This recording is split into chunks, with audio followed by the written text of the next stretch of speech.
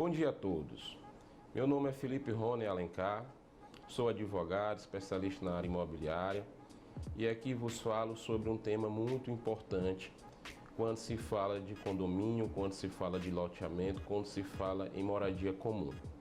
E qual seja esse tema, qual seja essa discussão? As possibilidades de fazer alterações em projetos arquitetônicos de casas construídas em condomínios horizontais. E o que seria essa situação envolvendo os condomínios horizontais? Basicamente, há dois tipos de condomínios horizontais, de loteamentos horizontais. Aqueles nos quais as casas já vêm pré-definida, construída e o condômino adquire enquanto proprietário aquela casa já pré-definida. E outros que são os condomínios que se compra o lote para fazer a construção. No primeiro condomínio, aquele de casas já pré-definidas, já devidamente construídas, há mais restrições. E essas restrições basicamente fecham a situação quando se fala de mudança de fachada e mudança de área comum.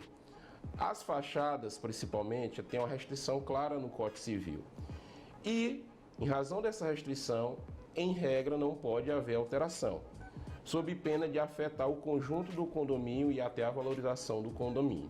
Mas, se for efetivamente necessária tal mudança, ela pode ser estabelecida através de alteração na convenção ou através de assembleia, desde que haja aprovação dos condôminos. Ou, a depender da situação, quando houver resistência e não aprovação dos condôminos, pela via judicial, desde que seja devidamente demonstrada a imprescindibilidade de fazer tal alteração. Quanto à área comum, no mesmo sentido.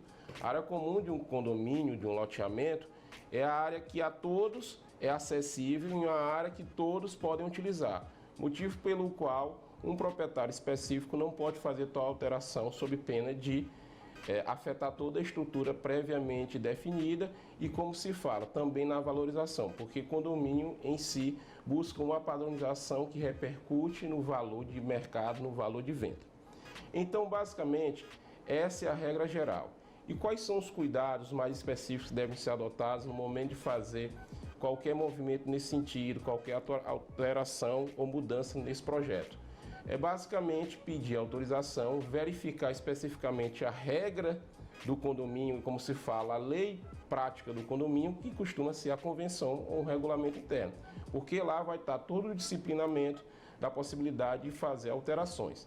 Já no condomínio que há a possibilidade de construção de casas, há uma maior liberdade nesse tipo de definição, porque basicamente, quais são os passos para a devida construção? Tem um projeto arquitetônico aprovado pela administração do condomínio e autorização da prefeitura. Uma vez isso sendo feito, o proprietário pode construir na forma e modo que ficar definido o projeto, observando alguns pontos. O exemplo que eu dou claramente é em condomínios que há a construção da casa, as casas de esquina, que não são permitidas, na maioria das vezes, a construção de muros laterais, porque isso afeta, em tese, a fachada, afeta, em tese, a proposta do condomínio. Razão pela qual são admitidas tão somente cercas vivas para não obstar, impedir a visão de quem passa no condomínio.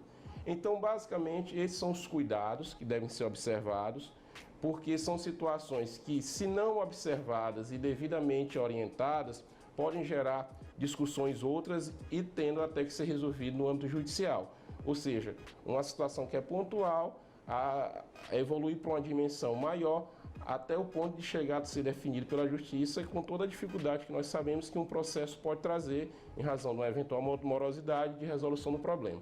Então, a orientação que se passa a todos aqueles que têm a intenção de fazer algum tipo de alteração nesse sentido, observar primeiramente as regras estabelecidas pelo condomínio em convenção, regulamento interno, observar o que o Código Civil traz e, se não puder atender e querer fazer a mudança, tentar fazer uma provocação formal à administração do condomínio em uma assembleia, tentar a aprovação dos outros proprietários condôminos para tentar resolver a situação. Essas são as orientações e estamos à disposição. Um abraço a todos. Bom dia.